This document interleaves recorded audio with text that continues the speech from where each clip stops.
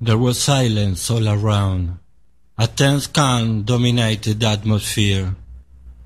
The flash on the air announced the unstoppable phenomenon.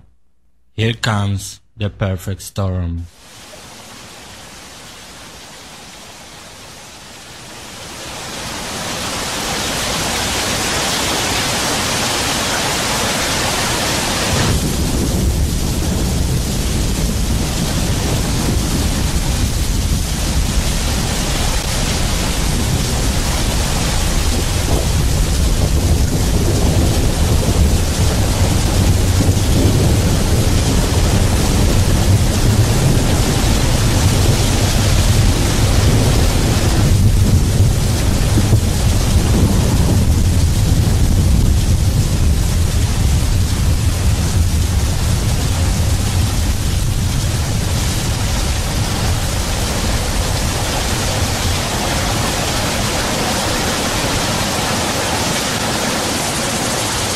Redemption, international repatriation.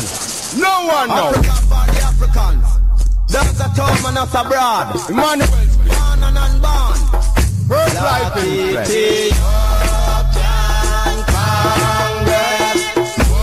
Moving on, nothing done.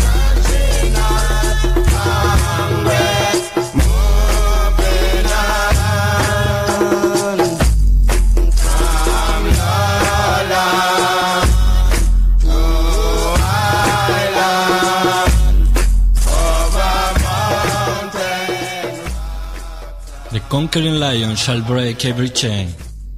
Ethiopia Royal Nations Wealth Kingdom. Ethiopia Poor People National and International Freedom League Government. Melchizedek Righteous Kingdom. Black Supremacy Government for the poor and have-nots. United Wealth, Black Wealth Sovereign Nations. Lord of Hosts, I am. Repatriation internationally. The Fifth Kingdom of Jesus stands for equality and justice for all people. Ethiopia Africa Black International Congress Church of Salvation. The Sabbath to be kept holy. Freedom Redemption International Repatriation. The Poor People Government International through Human Rights. Black Congress King of Salem. The people above all kingdoms stand governmental, statical, parliamental, churchical and sabbatical. Formerly a 54V Spanish Town Road, now headquartered at 10 miles, Bull Bay, PO St. Andrew, Jamaica. Mission of the King, victory of good over evil. Blessed love, my Lord and Empress. Welcome to the Perfect Storm, broadcast on Black King radio station, live and direct, right now. Live and direct means that this is happening right here, right now. It's 9 p.m. in England, 9:04, and we are broadcasting from Buenos Aires City, in the Black King radio station mobile studio. We can find more information about our network in blackking.net.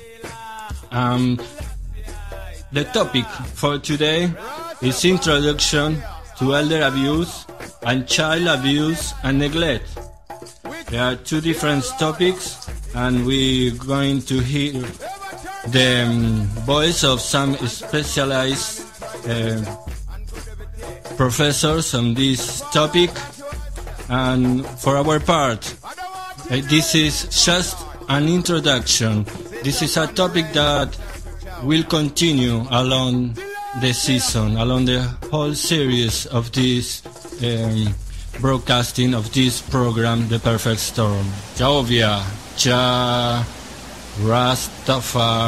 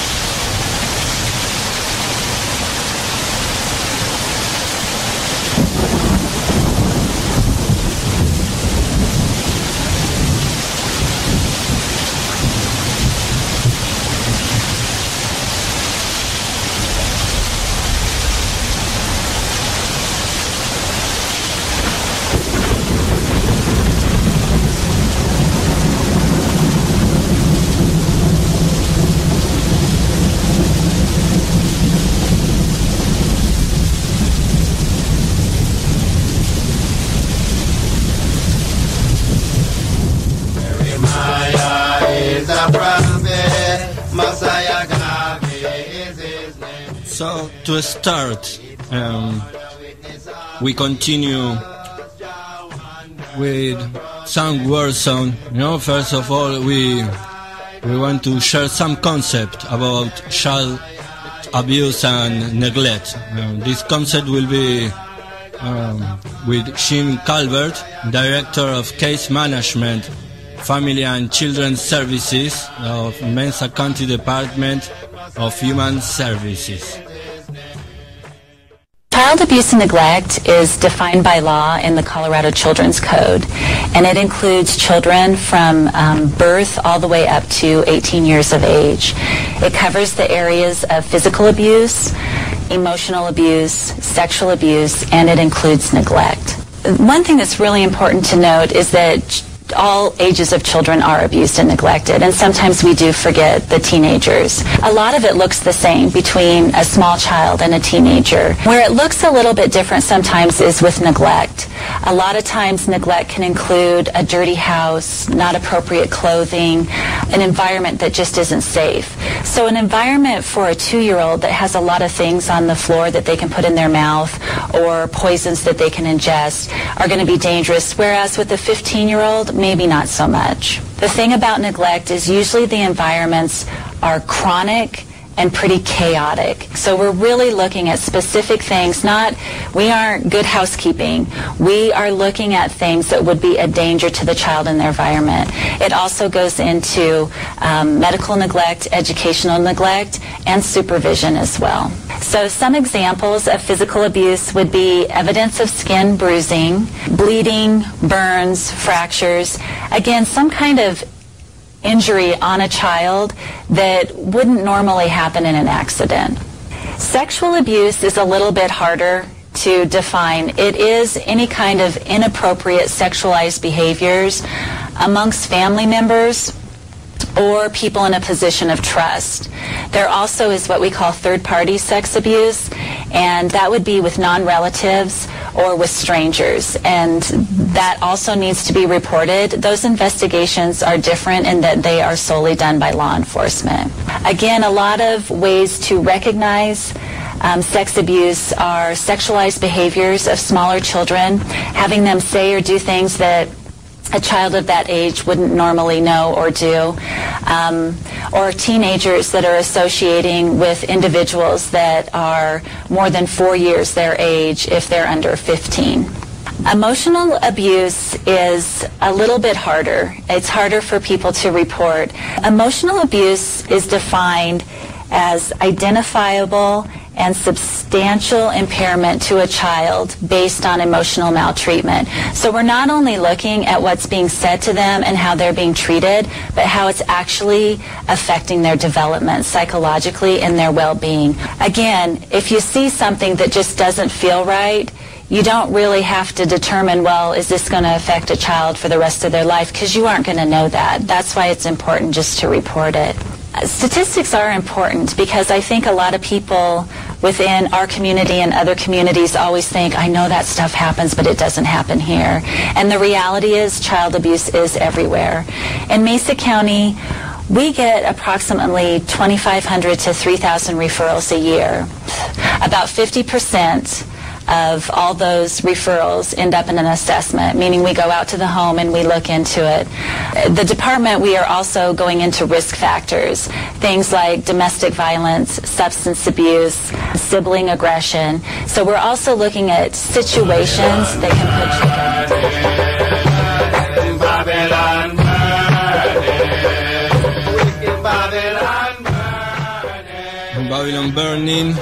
Babylon burning, and they have no water. Cut off child abusers in this hour. Jovia, Jah, Rastafari. And now we present lecture by Laura Mosqueda. He's a professor of family medicine, Director of Geriatric Ronald W. Reagan, and Dowell Chair in Geriatric University of California, Irvine School of Medicine.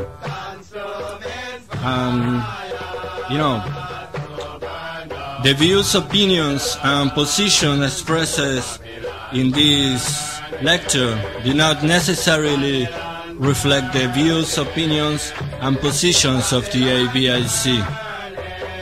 But in this case, we consider that it's expressed in a proper manner and with understanding. It will be something that everyone can learn and put in practice. And we will continue after this lecture with more Nyahbinghi music and more live streaming in Black King radio station. Ethiopia, Rastafari. Hello, my name is Carol Howell. I'm with UC Davis Center for Healthy Aging, and it is my pleasure to introduce Dr. Laura Mosqueda. She is the Chief of Geriatrics at UC Irvine School of Medicine, and she's a Professor of Family Medicine and holds the Ronald W. Reagan Endowed Chair in Geriatrics. She sees patients at the UC Irvine Senior Health Center and participates in research and education as well. Thanks, Carol. It's a pleasure to be here to talk to you about this important topic of elder abuse.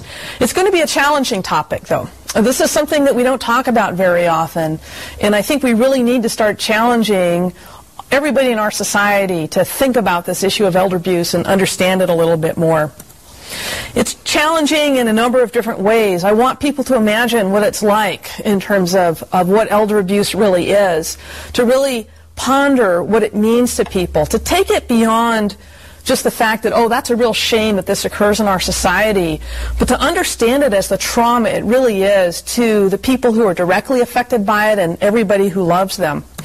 I want you to acknowledge that this really exists, and I'm going to prove it to you as we talk today. And I want you to believe two things. I want you to believe that anyone can be a victim and anyone can be a perpetrator. And this, I think, is particularly challenging for us to really understand and take in. Well, what do we mean when we talk about elder abuse? There are a variety of categories of elder abuse as defined in state law in California, and I have them listed here on the screen. Physical, sexual, financial abuse, neglect by other people towards somebody, neglecting yourself, issues of abandonment and abduction where people are actually taken across state lines, and psychological abuse.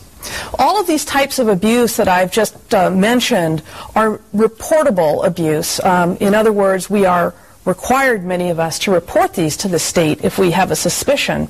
Although psychological abuse or emotional abuse is an optional report. We're going to focus in on the topic of physical abuse, neglect, and some issues related to sexual abuse as well. I'm going to go through a few examples, and unfortunately I have to tell you that these examples are based on real cases that I have been involved in. Here's an example of financial abuse. A 55-year-old woman who threatens her mother. If you don't sign on the dotted line to pay for my car, you're going to go into a nursing home. Another example, a 30-year-old man who befriends a widow. She's lonely, she's depressed, she lost her husband less than a year ago. And what people who are sort of predators will often do is find a hole, a gap, an emotional need somebody has, and fill that. And what does he do? He obtains the password for her ATM card and offers to help her buy groceries. And then he also helps himself to cash so that he has some for his own spending to the tune of tens of thousands of dollars over a period of a year. Examples of physical abuse: pulling somebody's hair, in fact, dragging somebody by their hair across a carpet, throwing food or objects at somebody, denying access to pain medication, slapping, hitting, punching. A recent case I'm involved in involves a 16-year-old girl who was punching her grandmother in the face. These are the sad realities of what's going on. One of the more hidden types of abuse that I'd like to bring to your attention has to do with neglect. And before I give you some examples of neglect, I think it deserves a little bit of an explanation. When we talk about neglect, we're talking about a relationship, somebody who has assumed responsibility or care and custody for another individual who's unable to care for themselves. And when this person who has assumed this responsibility does not provide appropriate care, such as basics: food, clothing, and shelter, medical care, making sure the person's hygiene is reasonably taken care of, looking after things like health and safety hazards. When these things are not attended to in a reasonable way, we call this neglect. Here are some of the examples that I've seen. People who are lying in urine and feces, and I don't just mean a dirty diaper for a few minutes here or there. I mean people who are lying in their own urine and feces for hours, days, weeks at a time. People who have very elongated, filthy nails, matted hair, living in filthy conditions. People who are not fed or given fluids and they become malnourished and dehydrated. It's not good enough for somebody who's unable to get around to just leave some food at the bedside if they can't reach for it and feed themselves. People who develop deep open wounds that we call pressure sores, sometimes all the way down to their bones, because no one has repositioned them and they're unable to move on their own. These are some examples of neglect that we see. Well, how common is this problem of elder abuse? It's a great question, but it's a very hard one to answer. As you can imagine, it's hard to just knock on somebody's door and say, is anybody abusing grandma? So the question then becomes, how do we figure out how common a problem it is? We also need to understand that there are some difficulties in establishing abuse related to people's reluctance to even admit it's occurring. Not only can we not knock on the door to ask if anybody's abusing grandma, but grandma might not want to tell us if there's abuse going on. She might be ashamed that her own grandson is doing this to her. Many older adults fear losing their independence and in fact would rather remain at home in an abusive situation than go to a facility such as a nursing home. Again, a very sad reality. And unlike children, older adults can just sort of fade quietly away in our society and nobody thinks about it, nobody questions it. With kids, if they don't show up at school, we wonder what has happened to them. But we're very accepting of older adults sort of disappearing, oh, they got sick and you never see them again. So it's hard to know really what's going on sometimes. People who are being abused might be so incapacitated physically, cognitively, emotionally, that they're unable to even report that they're being abused. So people might be too incapacitated to report, but the other thing that sometimes occurs is that signs of abuse may be missed or mistaken for usual aging. After all, it's pretty common to have bruises as we get older. It's not uncommon to have a hip fracture, and so it can be really difficult to tell whether or not some of these injuries were a result of abuse or just something that happened by mistake. So I'm going to give you our best guess or guesstimate in terms of how common abuse is, but we also want to recognize that it probably is an underestimate. The best study we have so far is called the National Elder Abuse Incidence Study, published 10 years ago now, 1998, where there was some attempt to quantify the problem. And this is what they found, is that in a one-year period, there were 236,000 reports of seniors abused at home and 50,000 reports of abuse in nursing homes.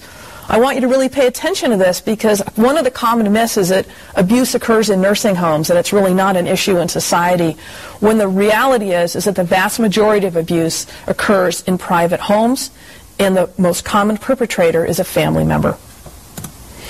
What did they learn? Well, not only do you have 236,000 reports of abuse in the community, 50,000 in nursing homes, but for every report of abuse, at least 5, some people think maybe triple that, go unreported. So when you look at the numbers, you're talking about at least 1 million older adults in 1998 victims of abuse. This is a big problem. So what happens now when we start projecting out in terms of numbers of older adults who live in the United States? And let's take a look at a graph for just a moment to examine this issue. You can see that the number of people over the age of 65, of course, is rising at a very, very rapid rate. One of the wonderful things now is that our life expectancies have gone up in a very dramatic fashion in just the past 100 years. But pay attention in particular to this red line, people who are 85 and over. They are the most rapidly growing segment of our society in the United States. Their numbers of people over the age of 85 are growing at an exponential rate. Look at the way the number takes off after the year 2030, and that's not very far off. Why do we have a special category for elders? I mean, In California, the law is that after the age of 65 is when we call something elder abuse. Does that mean it's okay to abuse somebody when they're 64 and then on their birthday at 65 it becomes criminal? Well, the reason we really talk about this special category for elders is that as we grow older, we do become more vulnerable to mistreatment. And so it just becomes a practical matter to have kind of an age cutoff for it, which I think is a reasonable way to go. What are some of these vulnerabilities? Well, as we grow older, it might be harder to defend ourselves from being abused. It might be harder to defend yourself from somebody coming at you with a blow. So it might be harder physically to defend yourself. And certainly emotionally, it might be harder to defend yourself against some of the verbal attacks that can be landed at you. You also may be more dependent on others than you have in the past. We're all used to and enjoy being fairly independent creatures. And now if we begin to have some difficulty and we need help with very personal things like dressing, like grooming, like hygiene, all of a sudden there are more people involved in your life, more hands touching you, and again, vulnerabilities increase. There's also this fear that we talked about a few minutes ago, fear of losing your independence if a report is made. So now somebody might really be able to threaten you, sign over the house or I won't let you live in your own home anymore to help you stay in your own home. You'll have to go into a nursing home. Older adults are very susceptible to these sorts of threats, and that's quite easy to imagine. I want to spend just a moment talking to you about dementia as a special issue. I certainly have observed time and time again that people with dementia are particularly vulnerable to elder abuse. Alzheimer's disease, of course, is the most common type of dementia, and we need to recall that dementia is not just memory loss, but loss of other cognitive functions, so that people with a dementia certainly have short-term memory loss, but also have problems with things like judgment, reasoning, insight, language, difficulty comprehending things. And so you can imagine as people go through different stages of dementia, their risk of abuse also can be quite high. So in the early stages when you're having memory trouble and difficulty comprehending things, people might have you sign on the dotted line and you might lose thousands of dollars, you might lose your house, other sorts of financial abuse that occurs. As people then move through the different stages of dementia and in the very end stage be very dependent, they may end up suffering from some very severe neglect. Dementia gets much more common as we grow older. So if you look at everybody over the age of 65, about 3 to 5% of people have a dementing illness. But past the age of 85, you're probably dealing with close to half of our population with dementia. And remember back to that slide we looked at a moment ago in terms of the growth of people over the age of 65, the growth of the number of people over the age of 85 in our society. People who have dementia may be unable to report abuse. You may no longer be able to use a telephone or know how to make a report. One thing that really scares me is we tend to really discount people who have dementing illnesses like Alzheimer's disease. So if a report is made, they're not believed. After all, they have a dementia, we really can't believe anything they say, and they get discounted. And people, particularly in the middle and later stages, may be unable to even recognize that they're being abused because they have such severe cognitive difficulties, they don't even comprehend the bad situation that they're in. Well, why is this happening? Why does elder abuse occur? And we don't really know the answer to this question, but I want to throw out a few possibilities for us to think about, and perhaps you can argue about them with some folks later on. Is it a mental illness problem? Or is it a caregiver who has, say, a bipolar disorder or has schizophrenia or has some other sort of mental health problem that makes them unable to properly care for a loved one? Is it that we just live in a violent society, that now pushing and shoving and hitting people has become more commonplace, and this is now translating into older adults as well? Is it a sense of entitlement? I'm going to get that money anyway, I may as well get it sooner than later. Is it stress? Boy, I'm trying to take care of the kids, my husband wants dinner as soon as he gets home, and now I'm taking care of his mother, my mother-in-law, and I just can't handle all this, and she keeps asking me the same question over and over again, and finally I just can't take it, so I just feel stressed. Or is that an excuse? Is it, as many people in the domestic violence community talk to us, really an issue of power and control? And we certainly see domestic violence in late life. Is it an issue of ageism? Do we just not care about what happens to older adults in our society? Do we just feel that, well, they're old anyway, so it doesn't matter as much? This scares me, but I've heard people speak like this. It's not as important if an older adult gets abused than if a child gets abused, because they're not going to live that much longer anyway. I think this is a horrible notion, and as a society we need to confront that many of us carry these beliefs deep within us. So some questions to ponder. What is our responsibility as family members? What is our responsibility as neighbors and friends? Are we ageist? Or do we have some concern about violating privacy? And we're always trying to balance these sorts of issues out. We don't want Big Brother watching after us. On the other hand, if we have a concern about a neighbor or a friend who we haven't seen, what is our responsibility to check in and make sure that they're okay, that they're not being isolated and kept in a back room, and that nobody's allowing phone calls to come in? I don't have answers. Right now I have questions that I'd like people to think about. What is our responsibility as a society? Are there laws that need to be enacted, or are there laws that are barriers right now to doing a good job in terms of care for older adults who are vulnerable? What role could the government play? What role should the government play? There's precious little funding right now that goes into research related to elder abuse, particularly when you compare the numbers of dollars that go into child abuse research, domestic violence research. Why is that? And who is the voice of these vulnerable elders to speak up to say we need to do something more? What policies do we have in place right now that either allow or prevent elder abuse from occurring? So, for example, we have mandated reporting laws, and we now ask that the clergy make reports if they have a reasonable suspicion of elder abuse.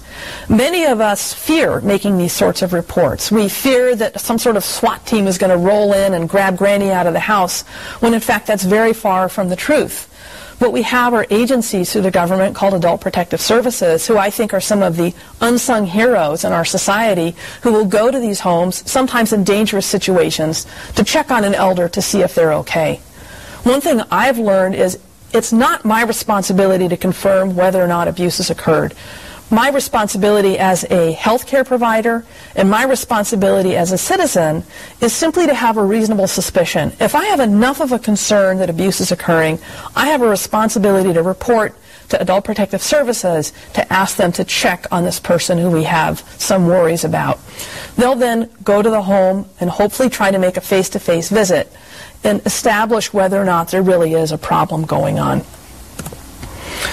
Why is this important? Why should you and the public really care about this issue? Remember this slide? Remember about the number of older adults who are growing in our society? Even if the percentage remains the same in terms of how common elder abuse is, the mere fact that we have growing numbers of people in our society means that this is going to be a growing problem, particularly because we don't yet understand enough about mechanisms to prevent abuse, which of course is our goal. So as the number of older adults in our society grows, and the number in particular of people over the age of 85, the most vulnerable members of our society, grows at an exponential rate, we have to care, and we have to really take more of an activist role in preventing and identifying and doing something when we think elder abuse has occurred. Someday this could be you. Any one of us can be a victim. Any one of us can be a perpetrator. We need to understand and believe these as truisms. I hope I've gotten you a little bit angry. I hope I've stimulated your interest so that you'll want to learn more about the issue of elder abuse. I hope that you'll want to get involved in either a small or a big way. A small way that you can get involved would be to just go and tell 5 people about what you've learned. Just tell 5 people that this is a problem, and you'll help us a great deal. You can also join an organization that we're starting called Elder Peace, which is really a grassroots advocacy organization. Because if you're 85 years old and you have Alzheimer's disease and you're being abused, you have no way to really go vote. You have no way to advocate for yourself, and we really need to help folks on their behalf so that this problem doesn't continue. I thank you for your attention. Babylon burning.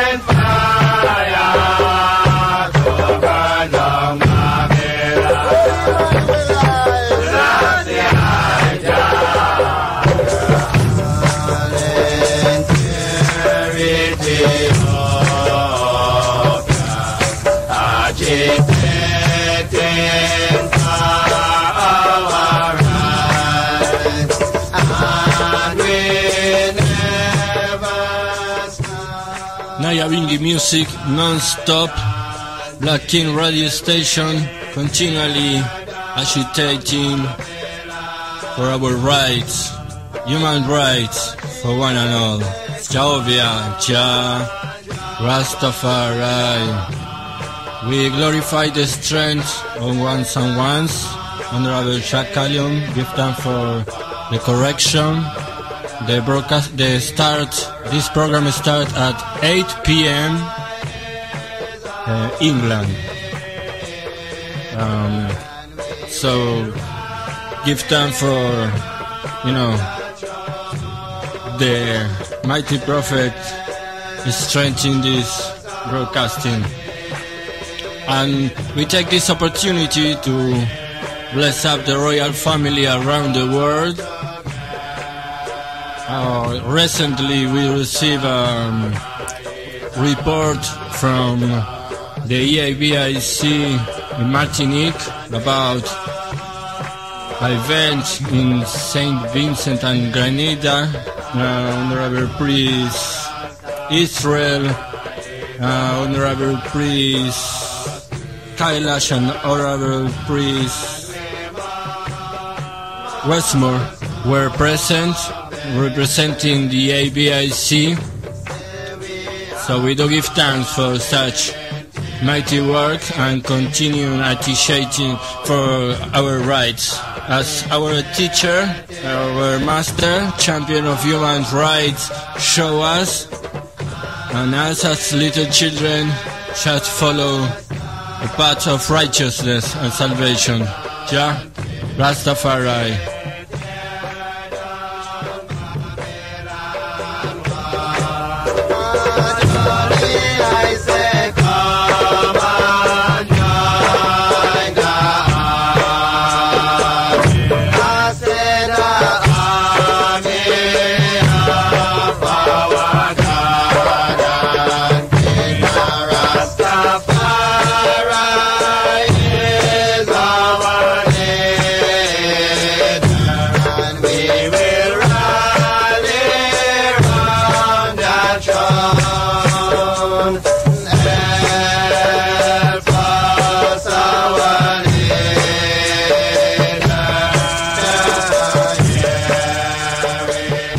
Yes, I, my Lord and Empress, Prince and Princess, we are glad to be live and direct. This is the 5th episode of The Perfect Storm, and the previous ones were pre-recorded, except the one from the celebration, that one was live too. We prefer this to the pre-recorded, but anyway, it depends of the brethren and sisters to strength and to take part on the broadcasting or the programs, and we will be here, and the floor will be open. Ethiopia, Jah, Rastafari. Right.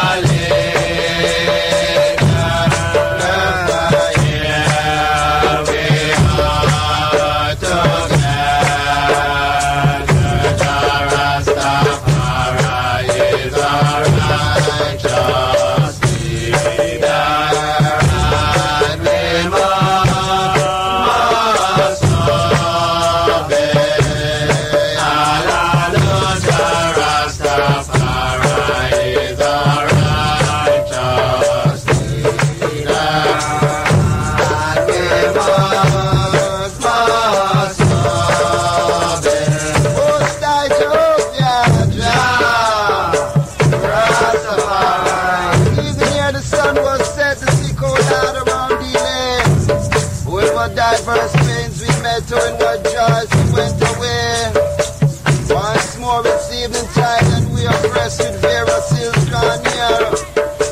But this I found we cannot see, we know and feel like thou art here. Oh, save Christ, our woe dispelled. For some are sick and some are sad, and some have never loved thee well, and some have lost the love they had, and some have found the world in vain. Yet from the world they break not free, and some have friends who give them pain, yet have not sought a friend with the other most high. Last Rastafari. 7 words of love, God is love, let us all love, say the most high. Holy Emmanuel, Selassie, Rastafari.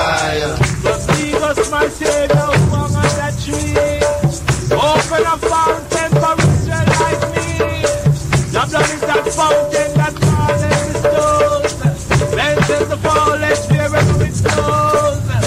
For the Lion of Judah shall make all our chains, and give us a victory again and again over the evil white man. Holy Emmanuel, Selassie,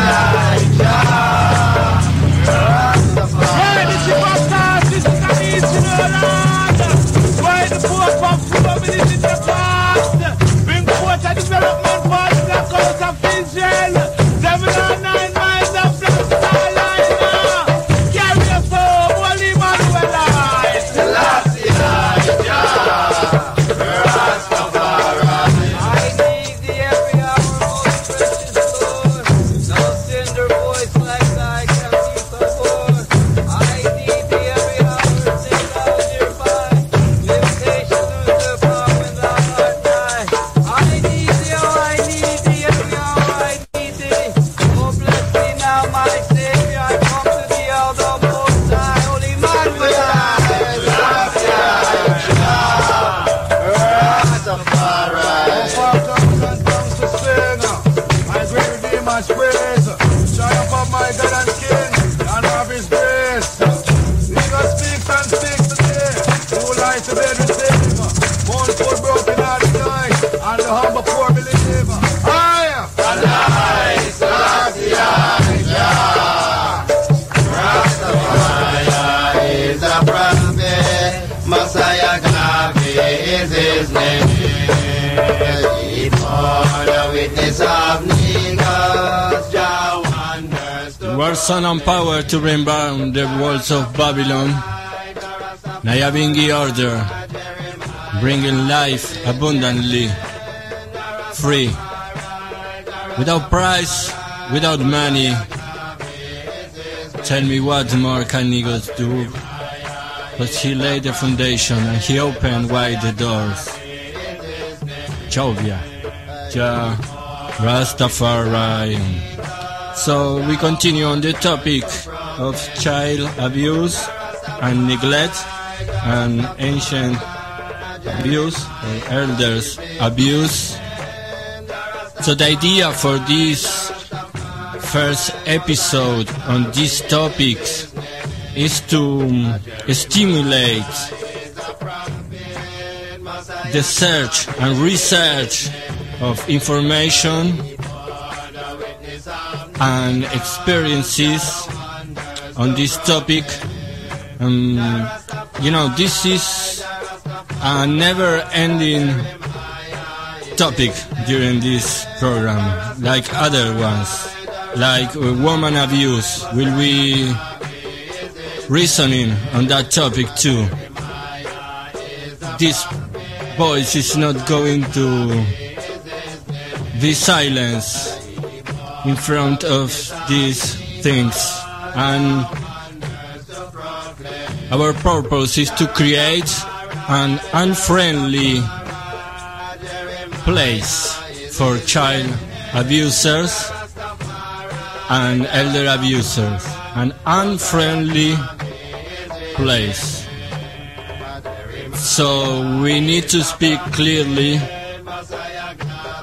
and make it unfriendly for child abusers and elders abusers, for oppressors, all kinds of oppressors, cut off oppressors in this hour. Ethiopia, Jah, Rastafari. And from what we hear today, what the reason is, first of all, everyone needs to know the law of the place where he's living, to protect yourself. As we hear,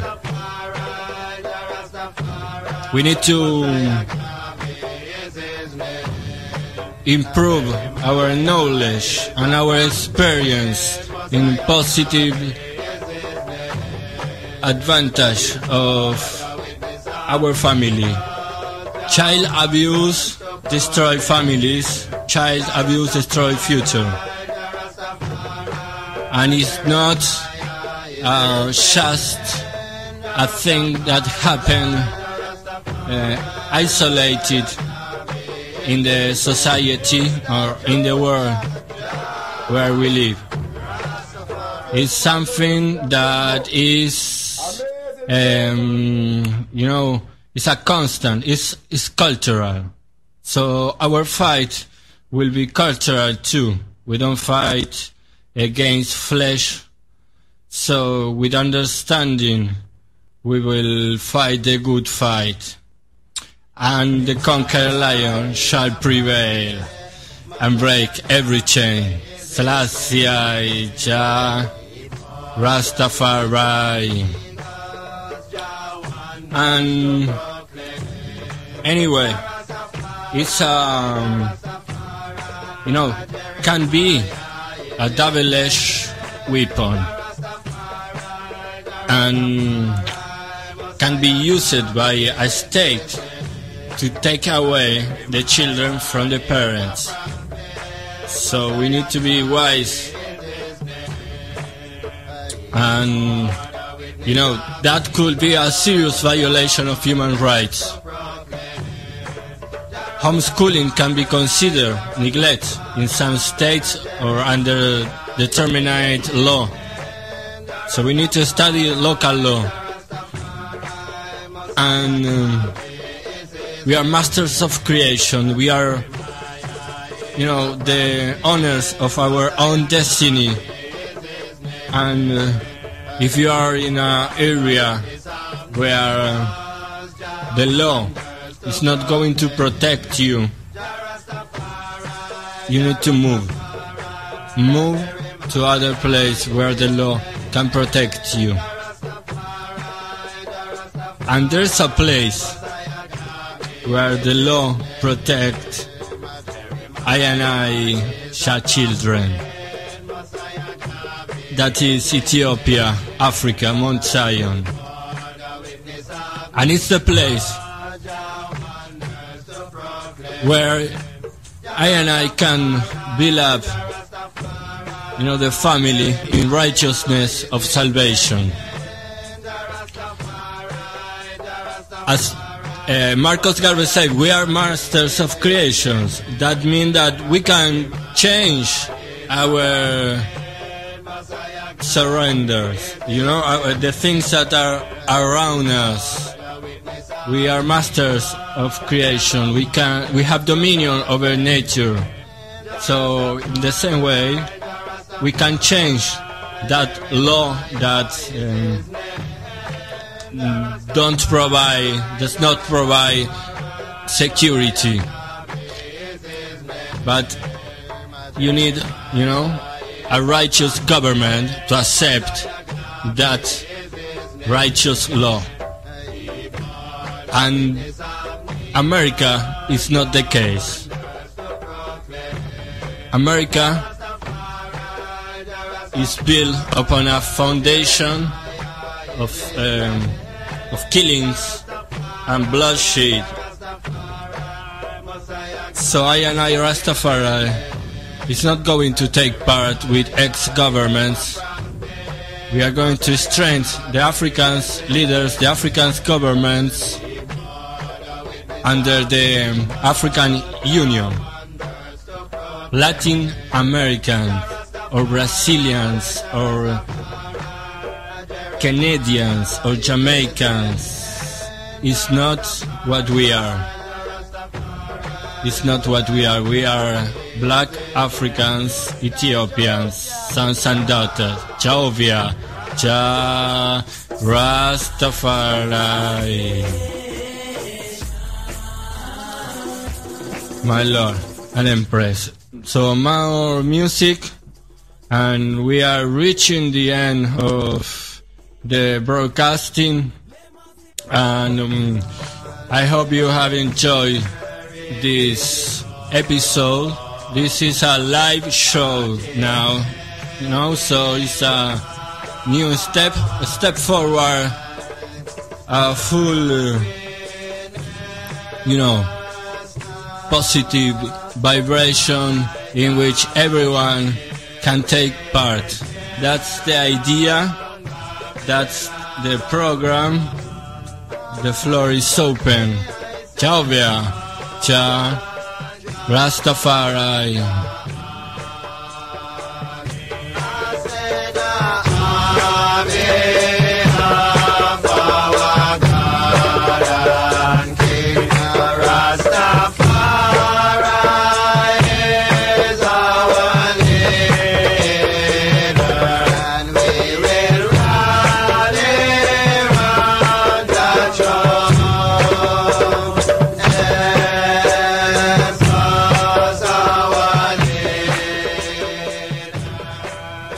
So Black King Radio Station will continue with a special block in Spanish for those brethren and sisters that speak Spanish, and that will be in 6 minutes. Then we continue with our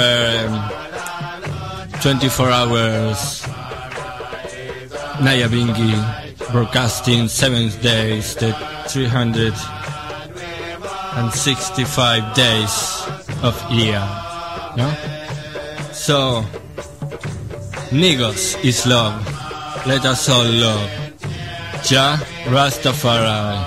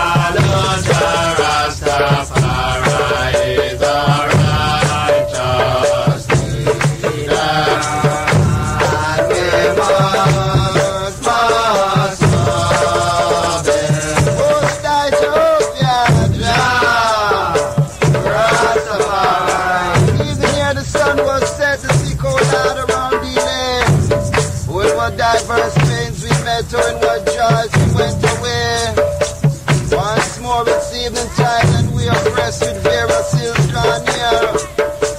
But this I found we cannot see, we know and feel like thou art here. Oh, Savior Christ, our woe dispelled. For some are sick and some are sad, and some have never loved thee well, and some have lost the love they had, and some have found the world in vain. Yet from the world they break not free, and some have friends who give them pain, yet have not sought a friend with the other most high. Last Rastafari. 7 words of love, God is love, let us all love the most high. Holy Emmanuel, Rastafari. Receive us, my Savior, who hung on that tree. Open a fountain for Israel like me.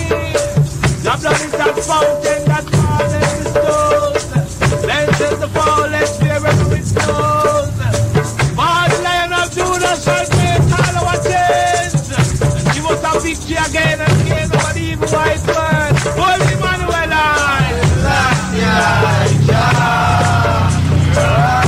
why the ship of stars is in the east, Lord? Why the Pope of Rome is in the past? Bring forth a development for the black coast of Israel. 7 or 9 miles of black starline. Carry us home, Holy Emmanuel.